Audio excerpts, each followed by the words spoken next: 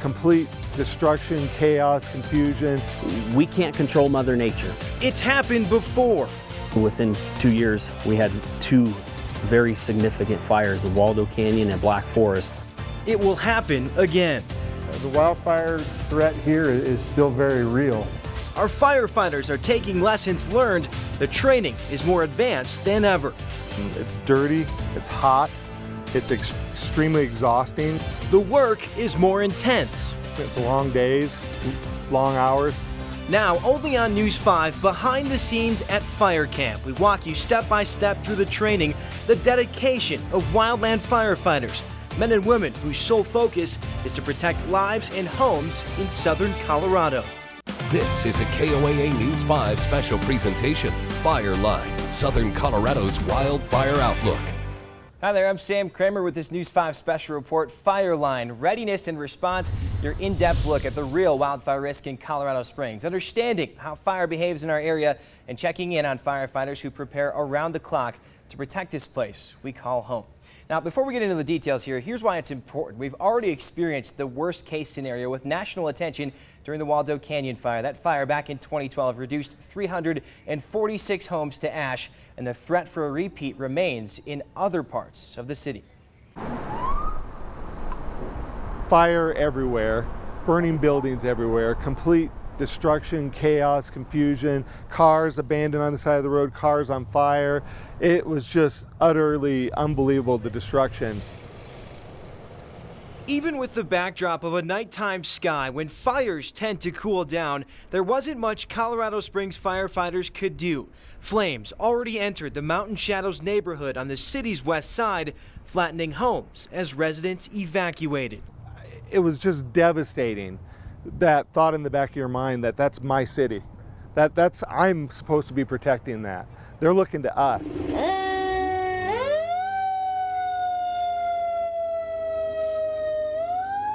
Their work was only beginning. It was the first full call-out in the fire department's history, and rightfully so, as flames jumped from house to house. Some of the fire behavior was things that I'd never seen before.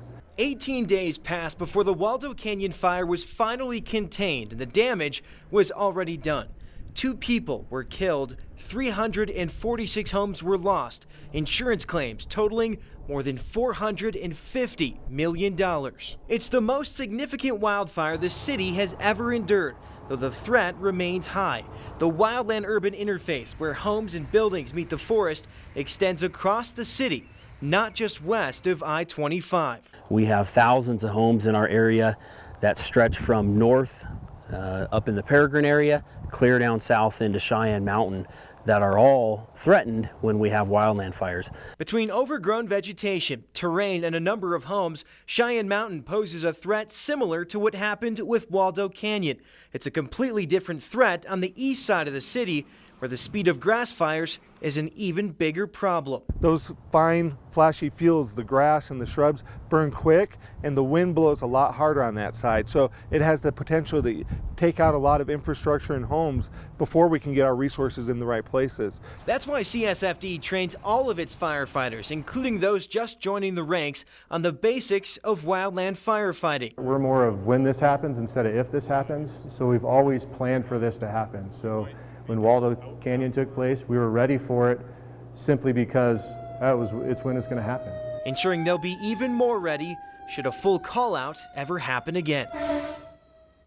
And for the basis of this story, we joined the department's largest training academy for a week-long wildland firefighting session broken down into a number of modules. They include structure protection when wildfires threaten homes and buildings.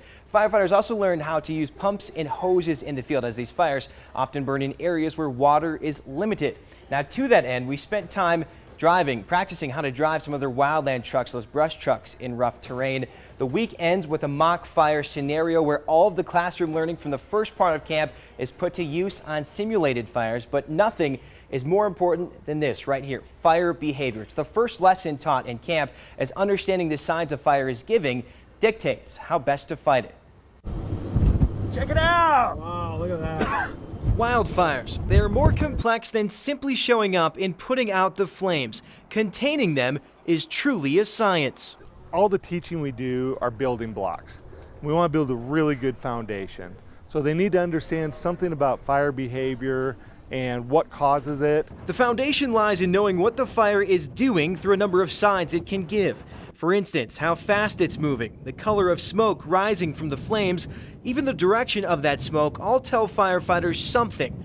They also tie into the weather associated with that fire. We look at the fire, we see where's it been, where's it right now, where's it going based on primarily weather. So the biggest factor there is wind, but also going to be relative humidity.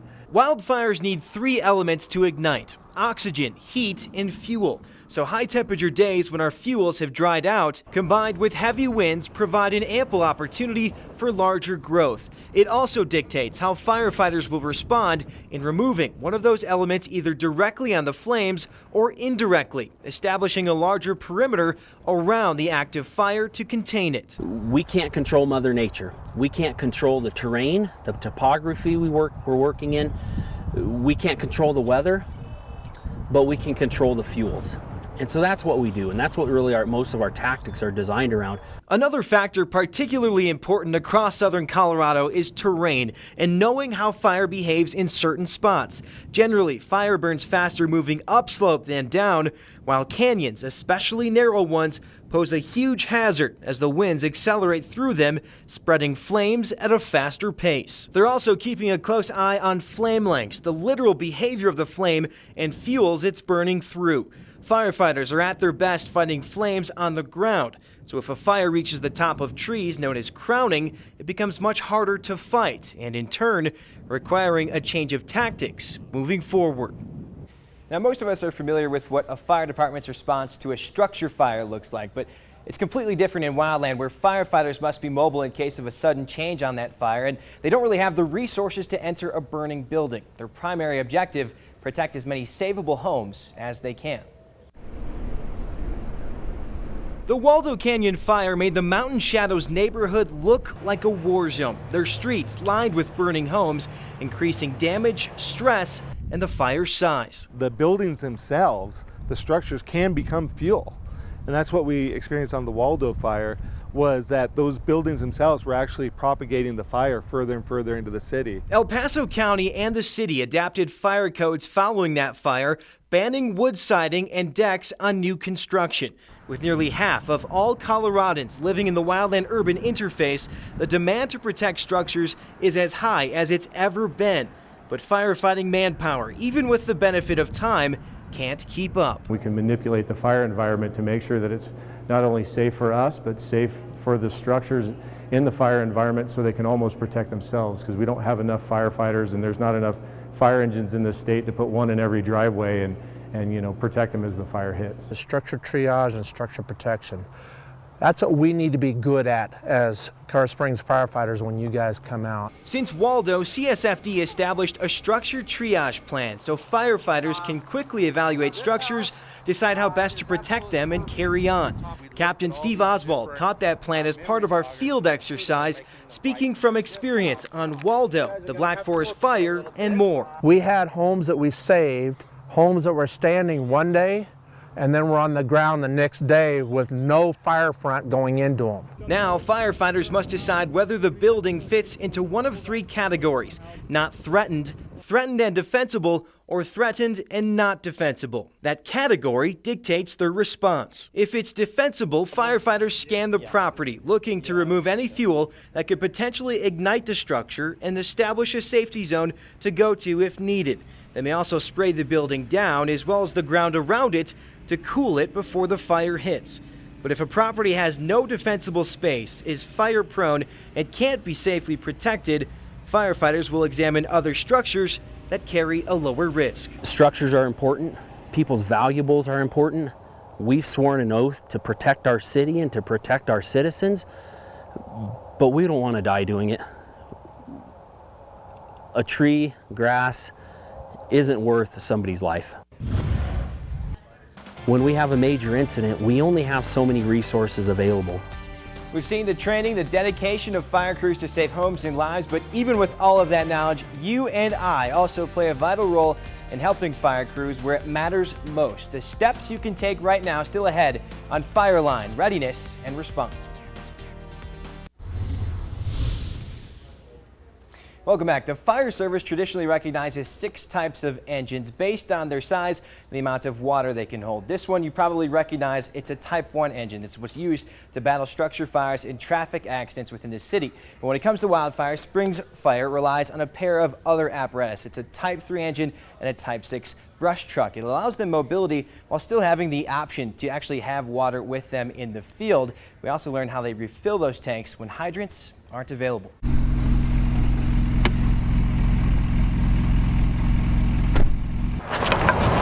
Go! No matter the fire, there is no better resource for Colorado Springs firefighters than water. Colorado Springs Fire Department has a great water supply in the city, but once you are away from hydrants and that sort of thing, you need to be very cautious with where you're using it and how you're using that water.